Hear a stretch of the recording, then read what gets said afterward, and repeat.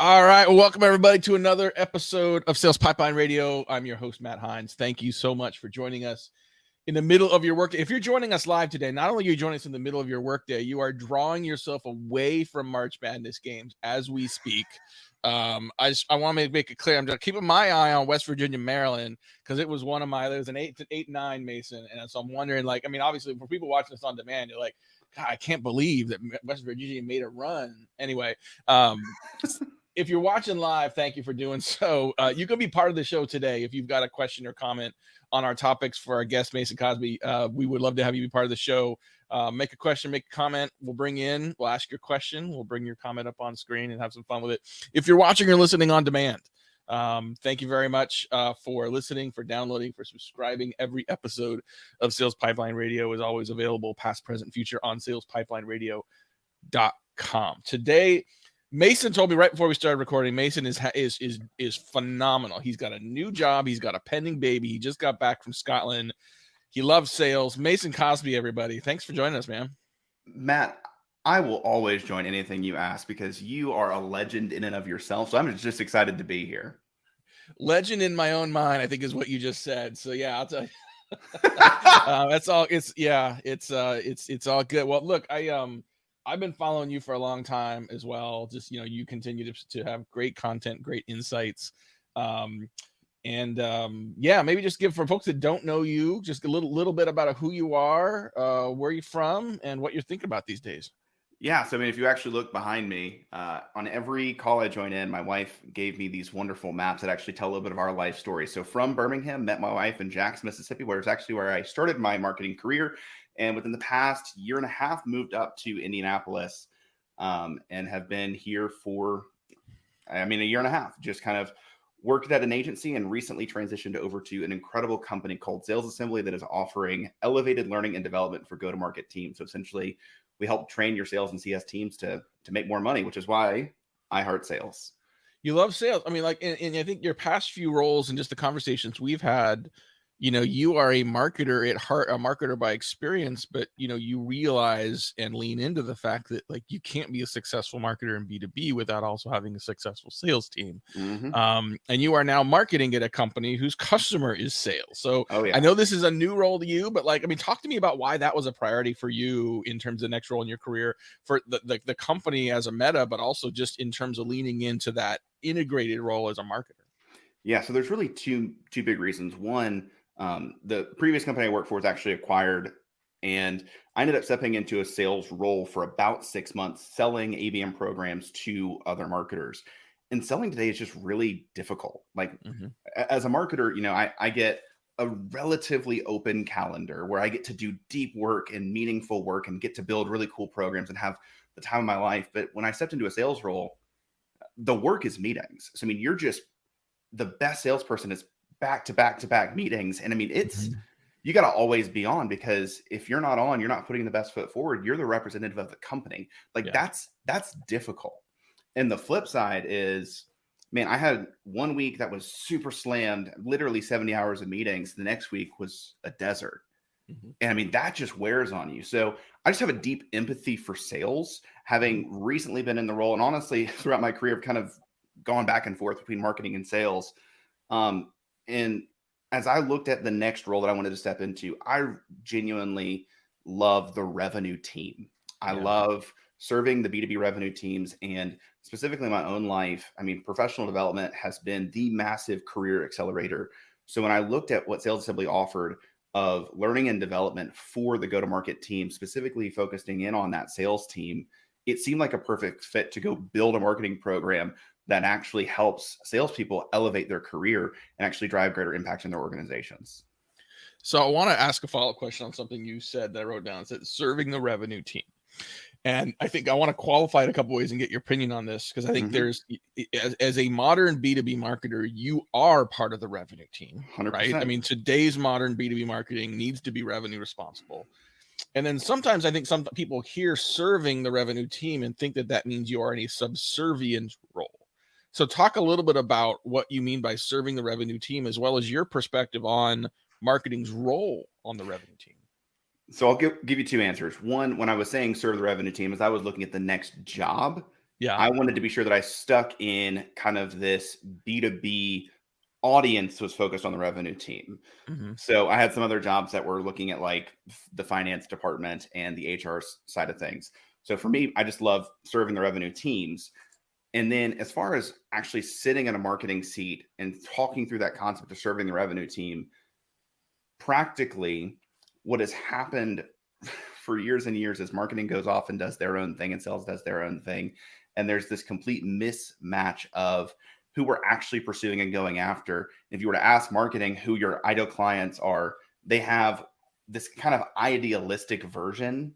Mm-hmm. And when you go ask sales, they're going to tell you probably the easiest closes that they've experienced that Mm-hmm. may or may not actually be the best fit. So I love sitting in a marketing role because I look at the revenue team as marketing, sales, and customer success. Mm-hmm. So sitting in a marketing role, my job is to make sure that we're targeting the right people, going after the right people, engaging the right people from the start. So we make sales job easier actually in the close, but not just to get easy sales, but so that we can keep clients for years and years to come, making customer success's job also easier and better, because I think everybody's been in a support role at some point and dealing with unhappy clients that were sold this vision and a promise that could never be delivered is always just incredibly frustrating and demoralizing. So I want to be sure that clients and everyone in the revenue team are actually set up for success. Talking today on Sales Pipeline Radio with Mason Cosby. He's the new director of demand gen at Sales Assembly. Also, check out his podcast, The Marketing Ladder. I've really appreciated just the content in this, in the guests you get there as well. There are some people that are nodding vociferously as we talk about sort of a combined revenue team and revenue responsibility. But you and I both know, especially with your time at Gravity and elsewhere, like this isn't always the reality. This isn't always even like imminently possible. What are some of the common reasons you see why marketing and sales can't operationally get along? And what are some things that companies can start to do, not just to improve the relationship, but really to improve the impact? It's very much a 1 + 1 = 7 kind of a situation if you can do it right. So, I mean, practically, I've now worked within Sales Assembly for, I think today is day 18. Mm-hmm. I have seen, to no fault of anybody, 4 different target account lists that all had different criteria. Yeah. Because essentially people go into a Zoom Info or an Ample Market or a Sales Intel, and they pull their own target account list based off of their own ideas of these are our best fit customers. So sales has got one. I got a different one from RevOps. I got a different one from a new salesperson that's bringing in kind of his network. And then I'm actually going through and essentially developing my own. So again, we've got all these different people that are building the target account list. And again, they're married to it. They love this because this is their list. Right. When in reality, there needs to be an objective view of who are the best fit customers. So I talked about this recently on LinkedIn. I think that everybody, what used to be the target account list, I think another way to frame it, and I love Sangram Verger's new term around this from Move, is the total relevant market. So identifying who is the best market for us to pursue, because especially Sales Assembly serves B2B tech. There's like 100,000 B2B tech companies. We got 2 marketers, we got 2 salespeople. So we got 4 people. So if we all tried to go after 100,000 accounts, it wouldn't be very effective. But what we've done is created a total relevant market of about 2,500 accounts. We're like, this is our pool to build out these segmented lists from for the next 2 or 3 years. And we're going to make sure that we are doing some kind of always on demand gen type programs that are making people aware. But then when we see specific surges in intent, when we see we've got some road shows and we can pull in specific contacts that are at these accounts, we're being sure that all of our marketing and sales programming is focused and targeted towards an actual relevant market. And what that has done is brought alignment, because it's large enough that everybody can kind of get around it and say, this makes sense, but it's also focused enough that you can actually get everybody rowing in the same direction. So I think that there has to be the definition at the top of what is our total relevant market, how we're going to identify it, and then how does marketing and sales actually partner to build out segmented lists and specific campaigns. I think that's so smart. And you're making me realize that sales and marketing have a more problem, right? Like I've always kind of complained about the marketing of more, that many companies just like, we want more leads, we want more clicks, we want more likes, we want these up into the right charts. More sometimes is counterproductive in B2B alone, let alone complex sales situations. But you're absolutely right that sales sometimes has the same more problem, we want to target bigger markets because it gives us more at bats. We want more leads, even if just give our sales team a chance to sell. Whereas you're right, like you go from total addressable market to, if you're watching, like my hands are getting closer, like from a total addressable market to serviceable, obtainable market, which is a subset of the subset of what most companies think of as their target market. But that's a scary thing, Mason, because now I'm saying I have fewer at bats. I'm saying I'm going after a smaller market, and I get nervous that if I can't convert it enough, I'm not going to hit my number. Shouldn't I be talking to more people because then I can have better chance of hitting my number? It's counterintuitive, but that's actually not true. Yeah, if I may just add on that point, I was talking with our salesperson about this concept just yesterday. And the first thing he said is, honestly, what keeps me up at night as a salesperson is not who we're going after, but who I missed. So again, when you think about this idea that we're going to intentionally focus and limit, it is somewhat intimidating. But what I also want to recognize is, for a lot of B2B companies right now, they are still building in public. So they are creating organic content that reaches whoever the algorithms let it reach. They've got their own database. What I'm just saying is, yes, still do those things that have a wider net. But as far as, okay, I want to send my salesperson to do direct outbound. How do we pull that list? I want to run an ad program on LinkedIn or on Facebook, Meta, or on Google. How do we focus that so we're not spending to reach 100,000 B2B accounts, but we're saying we want some brand awareness type ads. Let's focus on our relevant market. So again, I couldn't agree more, because again, to your point, when we focus, it feels like we're limiting the at-bat opportunities, when in reality, nobody's hopping on the call unless they feel like it's actually going to resonate. So when you focus, it resonates more and people actually hop on the call. So I've seen some companies, and we do a version of this internally where we have a very distinct target account criteria. We've got our tight list, and it's not just a set of criteria. If you do this right, like it's not just filters, it's a real account list. Like you should know exactly what companies you believe fit in that criteria, and that's dynamic. Some people leave it, some people join it. I've seen companies, and we do this a little ourselves, have sort of three categories. We got proactive, reactive, and no fly zone. Proactive means here's the companies in our serviceable, obtainable market that we're going after right now that we think we have a great product for. There's reactive, meaning there's companies that I don't know if they're qualified, or I don't see that they're qualified, but if they come to us and exhibit qualification traits, like obviously I will service them, I will sell to them, but I don't want our team to proactively go after them. And then there's the companies that we have no business doing business with. Right. And the definition of those are different for different people. But I think to recognize what does it take to be in each of those areas, and sticking with those definitions until you make adjustments intentionally to change where the lines are. But what do you think about a concept of saying, okay, like we have our serviceable, obtainable market, but we're willing to sell to other people as long as they meet some of that criteria?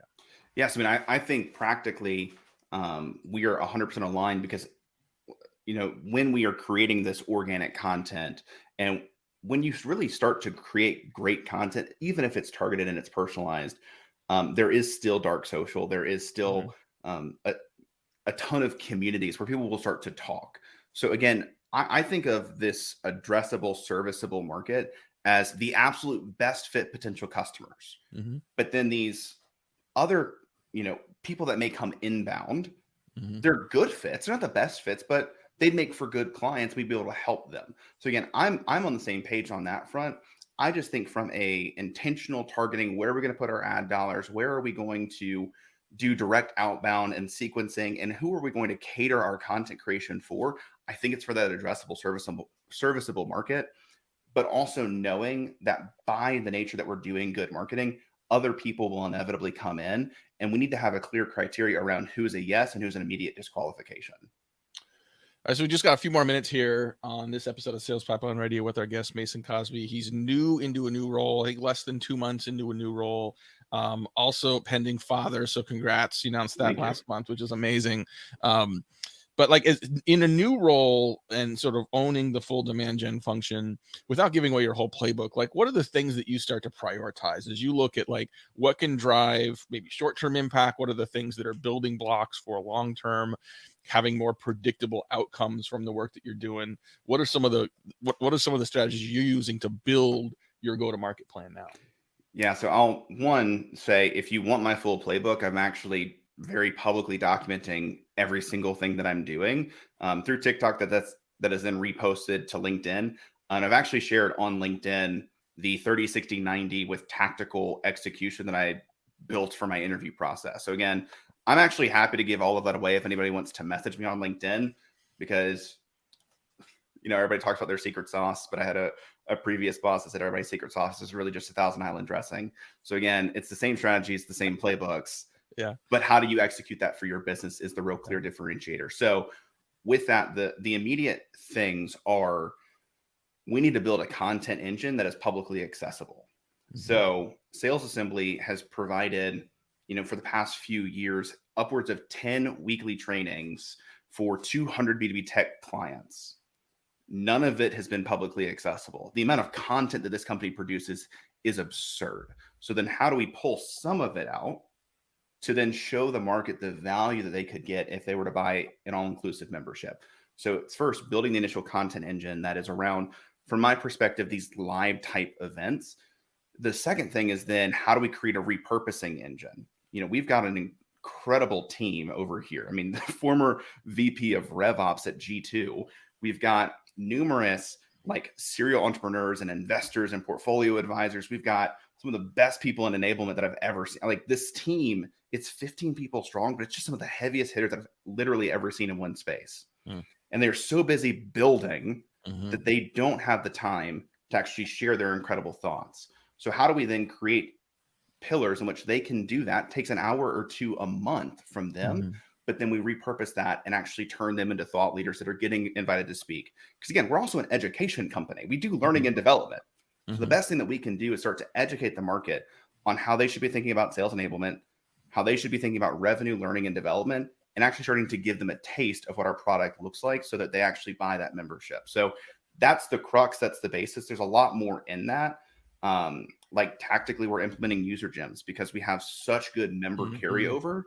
So that when somebody changes a job, because the average CRO is changing a job every 18 to 24 months, if they've used us for 2 years and moved to a new company, we can maintain that previous relationship and go with them where they go. So again, thinking through some of those practical, tactical things, but really just comes down to great content, incredible thought leadership, and then intentional connection strategy on LinkedIn to continue to further grow our network so that we're starting to connect and become friends with our ideal customers and our target accounts. Love it.